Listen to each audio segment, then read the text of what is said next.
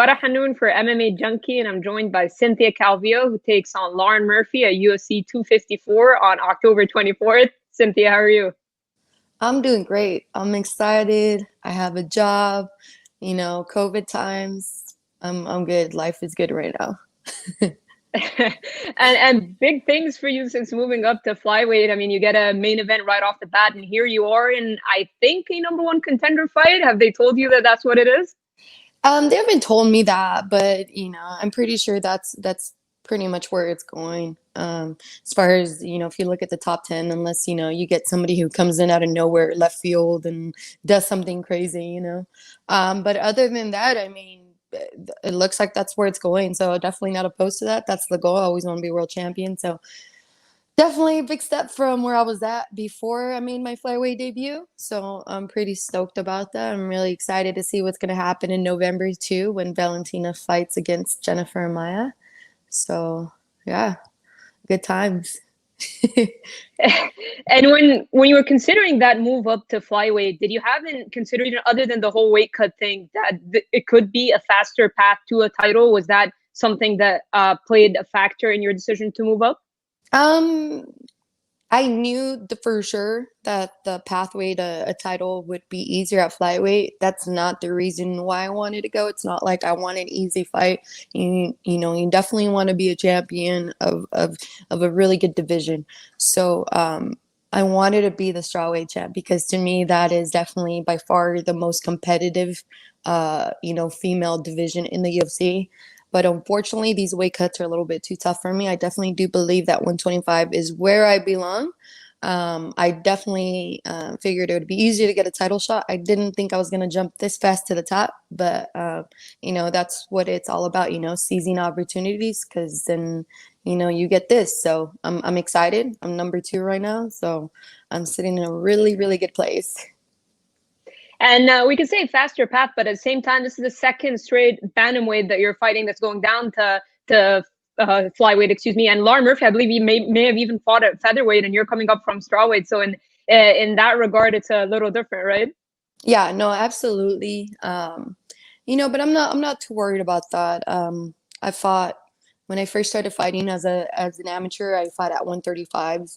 So I was usually a bigger one. It didn't take me until a couple shots to get to strawweight division. So I know I look like really small, but I think I'm a very dense and I'm pretty strong for, and that can be a little bit deceiving. But I also know Lauren Murphy, she's really strong. I mean, she's Alaskan, so we already know off the bat she's tough there. But she is strong. She's a veteran. She's been around for a really long time. So I'm expecting a really tough fight because, she's been working her butt off to get that title shot. I've been working my butt off too. So we're both going to be in there gunning for the top spot. So it's going to be pretty exciting. And have you been impressed with what she's been doing so far? I mean, I think she kind of came out of nowhere, 3 wins in a row, but I feel like maybe a year ago she wasn't a name that people were considering in terms of flyweight contention, and here she is with 3 straight wins. So was she kind of on your radar at all? And have you been impressed with her last few fights? Yeah, I mean, she's been all right. It's I'm definitely, it's always an impressive. The most important thing is to get the wins and stuff like that. I've been knowing of Lauren Murphy for a really long time. I pay attention. I watch all the UFC fights, so I always, usually always know everybody, what's going on, and it's impressive, but I don't know if she's probably going to be one of the strongest, definitely fighters that I've ever fought. I'm not sure if she's going to be the best technical fighter. I would definitely feel like as far as that, I fought better fighters than that. But man, she's gonna be tough. It's not gonna be an easy fight. I'm not looking past her or anything like that. But I'm excited to fight her. I'm gonna see excited what she's gonna bring to the table. And how do you see this fight playing out?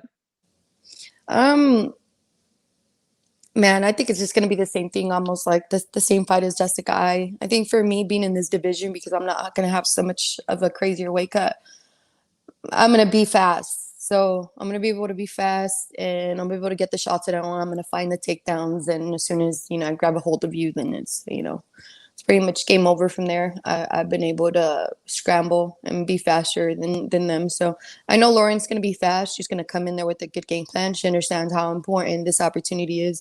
She knows that if she beats me, she's probably going to get that title shot next. So I'm not expecting an easy fight, but I also feel like that's, my advantages are going to shine through with this one. She's going to have a little bit, tough dealing with my speed. So yeah. You kind of took me to my next question because I was going to say, I mean, your flyweight debut being a 5 round fight. So, what are the differences that you felt like physically or energy or cardio wise competing at 125 and not having to drain yourself down to make the strawweight limit?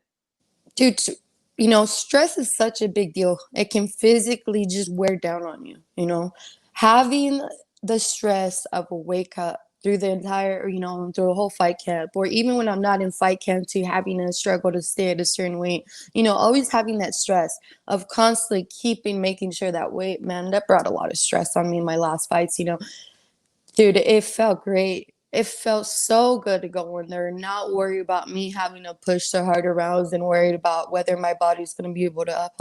I didn't no worry about that. I felt good about it. I would say that for sure I might have not gone balls to the walls right away in the first couple rounds because I've never been in a 5 round fight. So I definitely was conservative in that sense, but I played the perfect fight in my opinion, to get through that fight, especially being in such a short notice to get ready for a 5 rounder against the number one contender.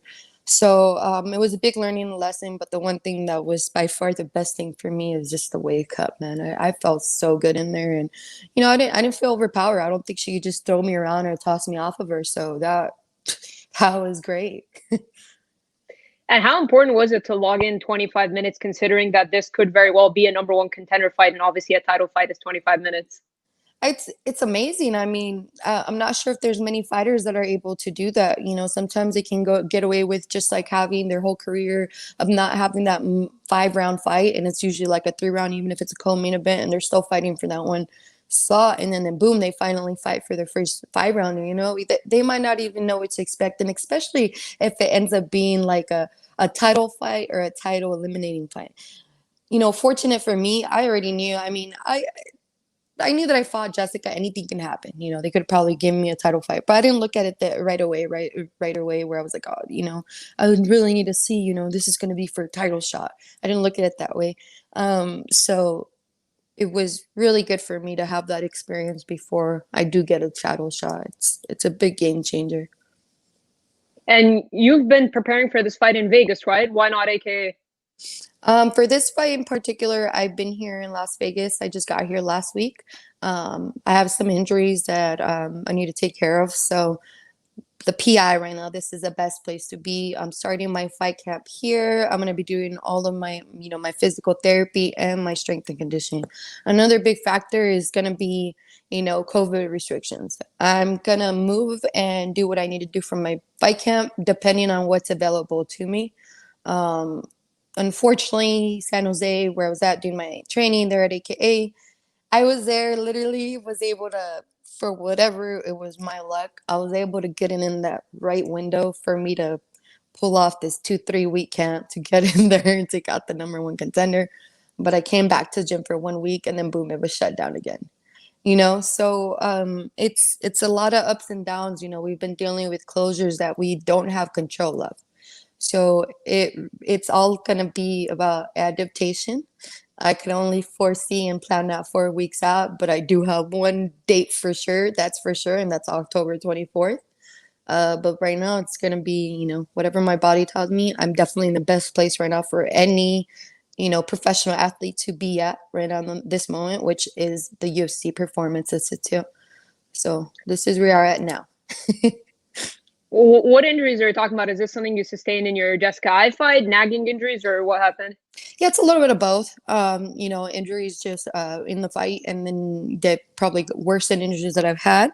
But nothing that's gonna prevent me from going forth. I mean, at least I hope so. From right now, it looks like we have plenty of time to get ready. As long as I do all my work here with the performance of the UFCPI, I'll be able to make sure that I'm good to go to. And you know, so far everything's looking great.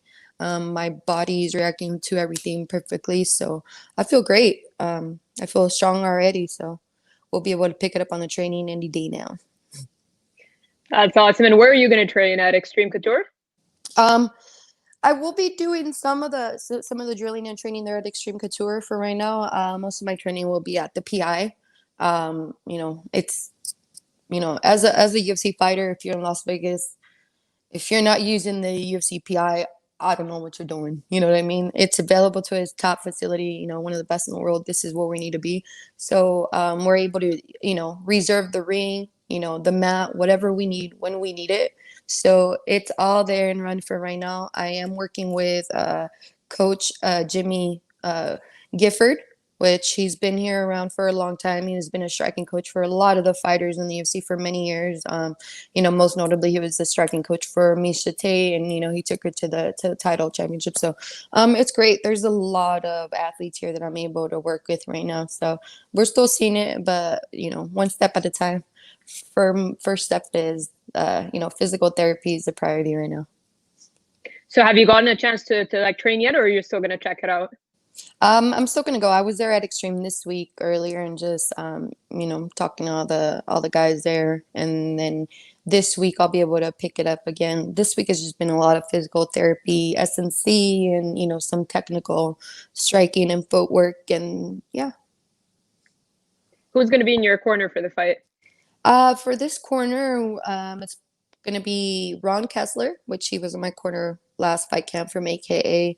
Possibly, probably Coach Gifford as well. So now that you know I'm working here for most of the time, so it'd be great to have one, you know, coach here in Las Vegas and one coach at the home base in AKA. So it works out great for me right now, especially because it's not that far of a travel, so I can go back and forth too. It's like a 30-minute flight, so no big deal. Absolutely. And it appears, I mean, all signs are pointing that UFC 254 is Abu Dhabi. I mean, they haven't told you guys yet, right? No, I mean, but I mean that's where it's looking like, especially with Khabib, you know, him being overseas. So I'm assuming that's where it's gonna be. They haven't confirmed, you know. It's really hard right now during COVID if we can't go past confirming past like 4 weeks. So yeah. Yeah, I mean, they asked Dana about it, and he kind of had that look on his face where it's like yes, but he wouldn't say it. But I think it appears that it's going to be, I think, September 26th. They moved Adesanya Costa to that, and then from September 26th to October 24th, I think is what they're looking at, like another month of Fight Island. So, what are your thoughts on fighting in Abu Dhabi? Man, to tell you the truth, I mean, to be honest, do I want to go out there and deal with the whole quarantine and traveling and time change? Absolutely not. I don't want to do that. Do I want to go to Abu Dhabi? Like on paper, like it sounds great. Like, man, it's just, yeah. So you do it. You know, nothing's going to be perfect. This game, it's all about opportunity and what you do with them. I cannot say no to that opportunity. This is a part of history. We're dealing with COVID. Fight Island. I mean, how many people are going to be able to do that? So I'm excited about that part. I'm not excited about the other little things that we're going to have to do with Fight Week. But hey, we're fighters. This is what we deal with. We deal with adversity and we show up and we do the damn thing. So that's what I'm planning to do. Absolutely, and it's a great card as well to be on. Oh, absolutely. I am excited for that. I'm getting just like a fight fan right now, just thinking about how that fight's gonna. That's why I couldn't like, you know, say no to it. You know, we already kind of knew, you know, who potentially would fight, but we didn't know what day, and you know, it all depended on my injuries and stuff. But we said October 24. I'm on Justin Gaethje and Khabib. I was like, yes, please, let's go. Yeah, it's looking like it's going to be a very AKA filled card as well. Oh yeah, that's gonna be awesome. That's gonna be a great takeover. Absolutely. And I know you're not overlooking Lauren, but of course, there's that championship fight between Valentina and Jennifer Maia. First of all, were you surprised that Maia was able to submit Calderwood that quickly? Um, I'm I mean, I am and I'm not. I'm more not surprised in the skill set of Jennifer and Maya. I was more a little bit surprised with JoJo. I just something, you know, it just didn't click right. It just she looked a little slow to me. Um, some of the defenses that she used for an armbar against a black belt, really good grappler who's better than she is just in some of the mistakes she wouldn't be able to get away with against a good grappler. So it was just these tiny mistakes. I kind of wish the fight would have gotten a little bit further. I was thinking maybe, JoJo's gonna be hit a couple times just to wake up a little bit to get going, and then boom, here it comes. So I'm not surprised as far as Jennifer Amaya. Jennifer Amaya was definitely already prepared for this fight mentally. JoJo was getting prepared for a title fight for months already, and I don't know how much draining that could be on the mind just to constantly be in there, be in the gym and doing that to yourself. So, um, yeah, the performance, it wasn't to, what I expected. I didn't think it was going to be that easy of a fight for Jennifer Amaya. But I would want to see that fight honestly again for JoJo because I just don't think that was like the best for her. I just something was off for sure. Yeah, because they kept kind of postponing that Valentina fight for a while. So, Hmm. like you said, she could have been thinking about that for so long, and then she takes that risk, and unfortunately, it didn't pay off for her. Do you think Maya has a shot against Valentina? Yeah, absolutely. I mean, everybody's got a shot. I mean, regardless of what anybody thinks, anything can happen. Jennifer Maya, she was another champion in Big the FC. She is strong. She is big. She looked really fast. That was the one thing too that I was impressed with her against JoJo. But then again, I don't know if she looked that fast because JoJo wasn't as quick as I, figured she'd be. Um, so it definitely could be a possibility. Jennifer Maya might possibly be the best grappler. At this in this division that at 25 that Valentina's ever faced. Um, so yeah, we could see anything can happen. I know she's bigger than Valentina, and she wasn't too slow in this last one, so we'll see. We'll see what happens. And I know that your fight with Lauren could be like pretty much dubbed as a number one contender fight, but Jessica Andrade announced that she's going to move up to flyweight, and she was linked briefly to a fight with Jessica I, but I think I wasn't ready to fight yet, so I don't know what happened with that fight or if they're going to rebook it or what. But do you look at it with her addition that maybe because she's a former champion at strawweight, that one fight for her could lead to a title shot? So do you feel like you need to kind of make a statement against Lauren Murphy to cement yourself? Yeah, no, I mean, absolutely. There's a lot of girls in here in this division. They're already working to climb up. Obviously, it was a fairly new division, so everybody's just trying to get in as many fights to really solidify themselves as to like a good roster of flyweights, and so it's exciting. And I'm pretty sure that the UFC would love it that they're excited about her moving up to the flyweight division, especially because it's not like we know she's not gonna have trouble there. She fought at 35, moved down to strawweight, and we can see the last couple of ones have been a bit of a harsh weight cut for her. So it's exciting. I'm excited to have her in this one. I did see she was matched up with Jessica. Jessica, I think she just recently had like surgery for gallbladder stones to be removed. So I know that might be pushed back. I don't know how long the recovery is for that. And I'm not too sure whether if that's just going to be postponed or if they're going to give, Jessica Andrade another fighter, which is great. There's a lot of girls that are coming up right now, but I think the flyweight division is getting more and more juicier, way more exciting. So I'm stoked for Jessica to come up. The more, the merrier. Especially exciting fighters like her, man. Absolutely. And Cynthia, I'll leave you with one last question. I really appreciate your time. Is there a certain way you envision your fight with Lauren goes going down? Do you have a prediction for it? Yeah, man. I'm gonna do the same thing I always do, which is, I'm gonna use my striking, which I'm getting better at it, every fight. And I'm gonna impose my will. I'm gonna drown them out. I'm gonna take them to my world, and that's the mat, that's the ocean. Most people think they can grapple with me until they grapple with me. It's a whole different thing. So I'm always gonna take it to where I know I'm gonna have the advantage. I'm not gonna make it a close fight. So that's what I'm gonna do, and I'm gonna get better. Getting those finishes. So I'm gonna be more prepared. I'm gonna have more training. So, it's gonna be the same thing. It's either gonna be a submission or it's gonna be ground and pound TKO. One of those are for sure. Awesome stuff. Well, I'm really looking forward to it, Cynthia. I really appreciate you taking the time. It's a great fight, and I think one that a lot of people are looking forward to. So best of luck with training and everything in the PI and recovery, and looking forward to your fight. Awesome. Thank you so much. Right. Absolutely.